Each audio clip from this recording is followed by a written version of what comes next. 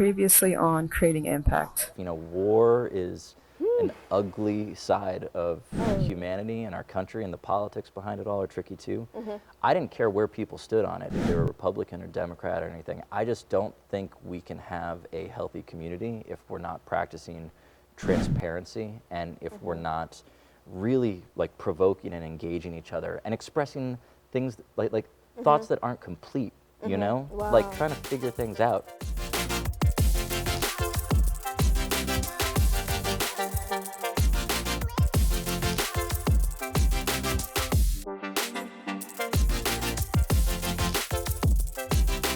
You know, when it comes to the arts and when it comes to seeing it as like a healing piece, I always think that's like an interesting space for me to try to like grasp, because I can see in ways how it can be healing.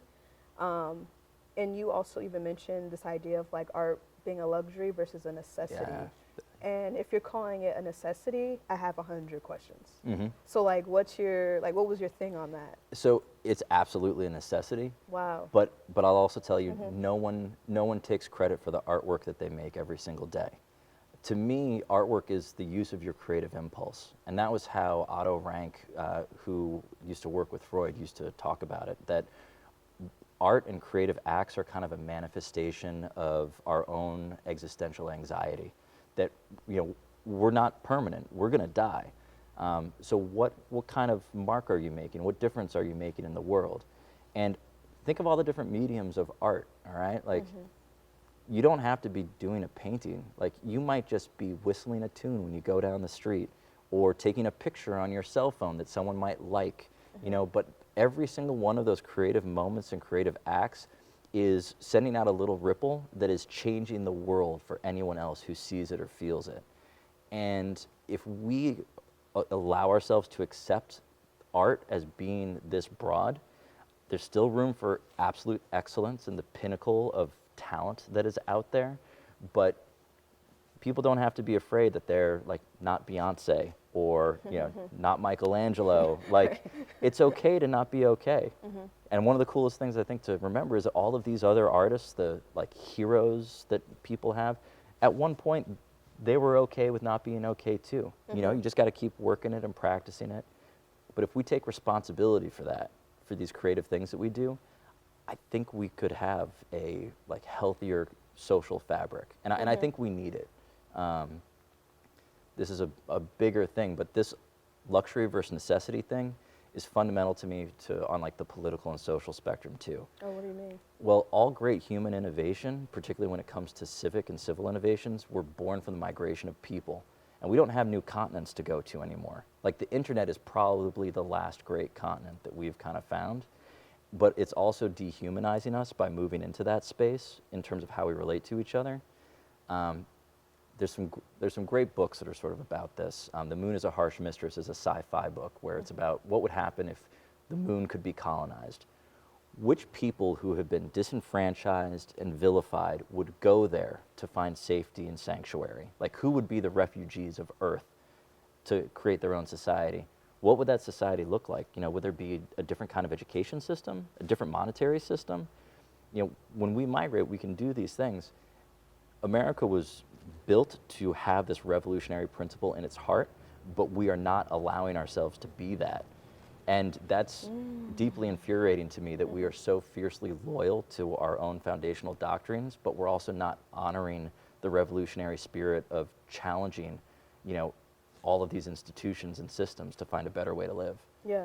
And art, as a necessity, as a healthy practice, would allow us to maybe take more responsibility for the way things look and the way people feel.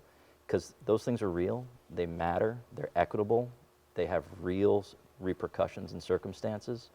And I kind of feel like this division of the middle class and like just the super rich is almost a response of people not wanting to feel, who have the capacity to dissociate themselves from these things.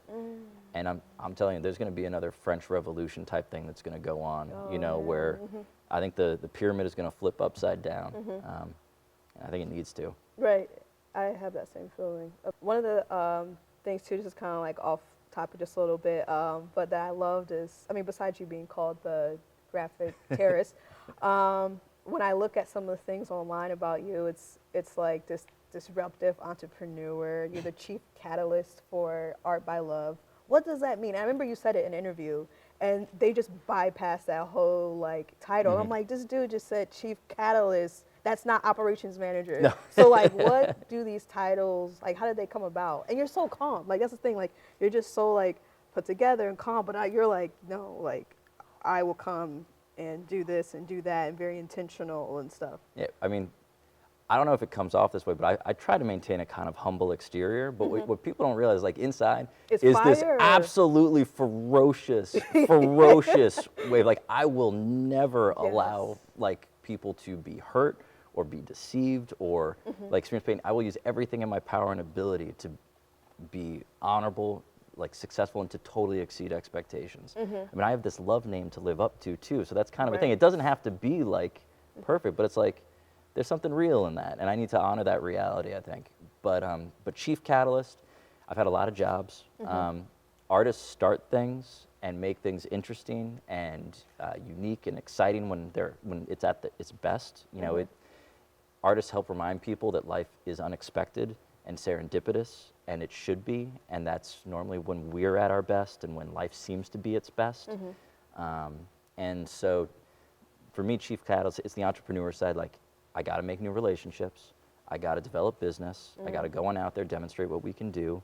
You know, it's the fire starter of all of that, but it's also leadership, command, control, completion, you know, fulfillment, you know, getting things done. So, I mean, my wife and I, we're partners in this business, 50-50.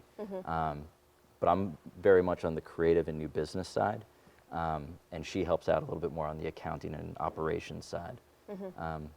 I also should say, because I think we've talked about this before too, I think it's really important for, we need more creative businesses that are for profit. Not just because there's anything wrong with nonprofit, but if we're going to change the culture of luxury versus need in art, we need to have people who are willing to put their life and business on the line to demonstrate to people that it is worth something. It is meaningful to have something operate this way. Like we need to have an art company that is like a Nike, that is a performance art brand, you know, that is like mission driven, inspiring. It's not that I necessarily want Art by Love to be like on the stock market index, but like part of me is kind of okay with that being there. Why can't there be an Apple computer or Nike company that is just an art company? Wow, that's interesting.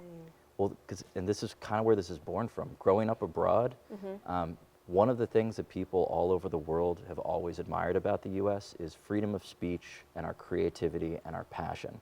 The only industry that has all three of those at its nexus is creative professions.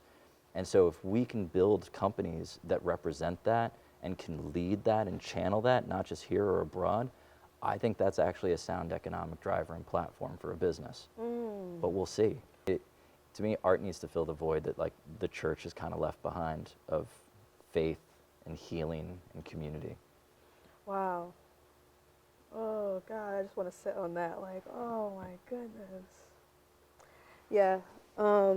As you mentioned before, like there's this sense of like human connection in art, and for you and everything that you've done, like why does that matter to you?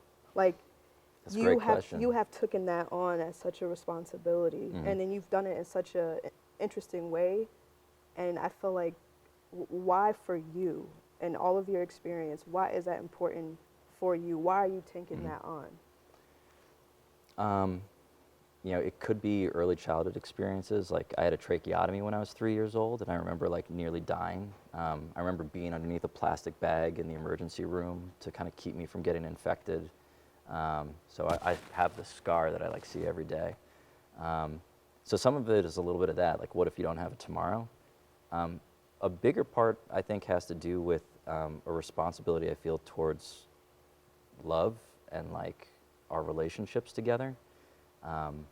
A lot of people have come up to me my entire life and shared their deepest and most profound kind of like feelings and thoughts. You know, we're not just talking like high school when someone's like, hey, is love even real? You know, like, because I had a lot of that would happen too. And so I used to get a little metaphysical and philosophical about things at like an early age. And I had a friend who liked to say I asked questions that take a lifetime to answer. And my response back to him when he said that was, well, those are the ones worth having the answers to, right? Ooh, very good. Okay. So the human part, the human connection, it's because I have some core philosophies. I think I hypothesize energy has memory, and the way that we use it and the way we channel it, we have a responsibility towards putting out what we want to kind of get back in our lives. Sometimes ugly energy kind of enters into our worlds, and I'm not trying to get into like, you know, weird like healing things. I mean, I'm not an expert on that stuff. Talk your truth. Yeah, Yeah. but I think that there's an afterlife. I have had some profound spiritual experiences in my own life.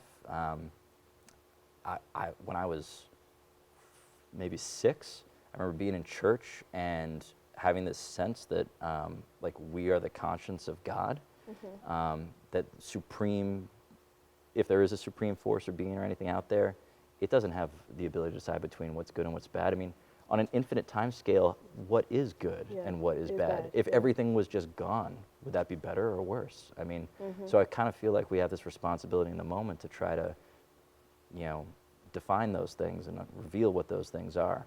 And it's not just what's good to us, it's like what's good to our environment, to the way that we treat animals, materials, the way we think about tomorrow or yesterday.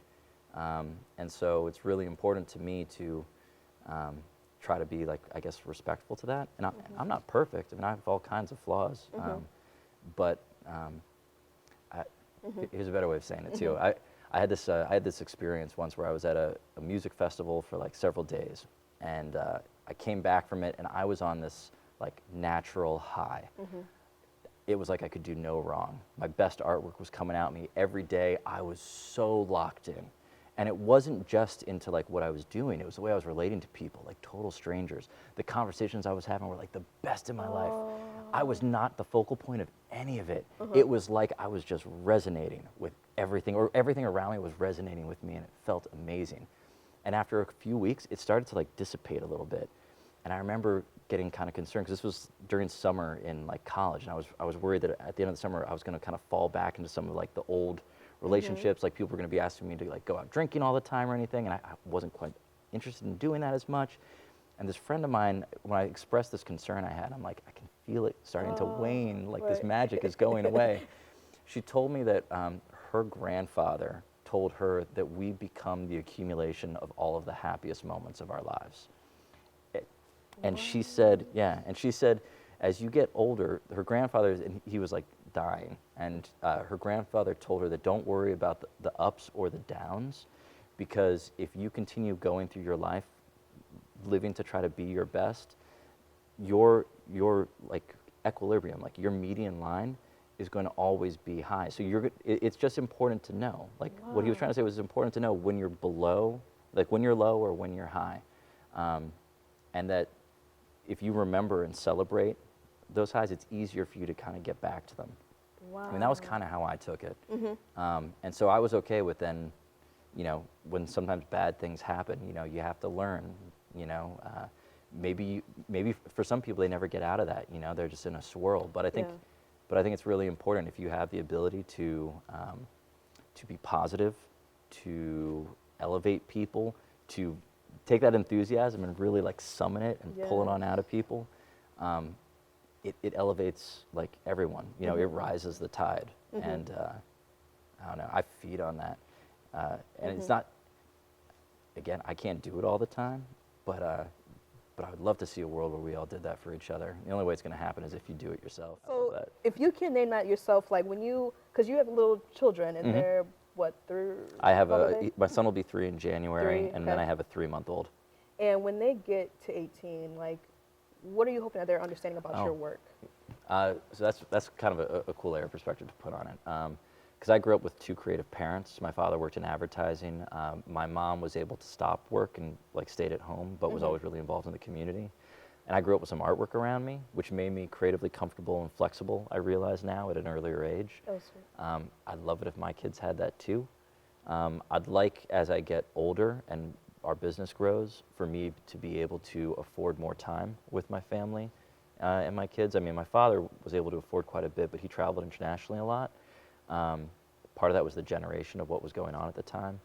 But I want to be able to share more experiences. I'd like to run a business where my kids can enjoy coming to work and it's not work. You know what I mean? It's like play, it's discovery, it's learning. So play and discovery is really important for you. Oh, big time. How's your work? Which makes sense. Well, the play thing is central to the creative impulse. You know, it's that defying fear or that unknown and just going with it, doing something, seeing what happens. And I think if you put more of that out there, we create an environment where there's more courage. And I think if we live in a more courageous environment, we'll find more efficiencies, more relationships, more value. Because I just think this climate and culture of fear is like, well, it's you know, it's predatory, and it's destroying so many incredibly valuable contributions people could be making. They could just be going out and picking up that piece of garbage that's out on the front step because they believe that they can make a difference in any given day. You know, what if we just had an army of people who actually felt like they had the capacity to make a positive impact every single day? There will always be those who are going to try to like bring us down, but we as a species, I think, are defiant of that fear of death. And with that comes some positivity and comes some courage. And I think that's kind of what our legacy will be. And I think that's what I'd like my legacy to be too.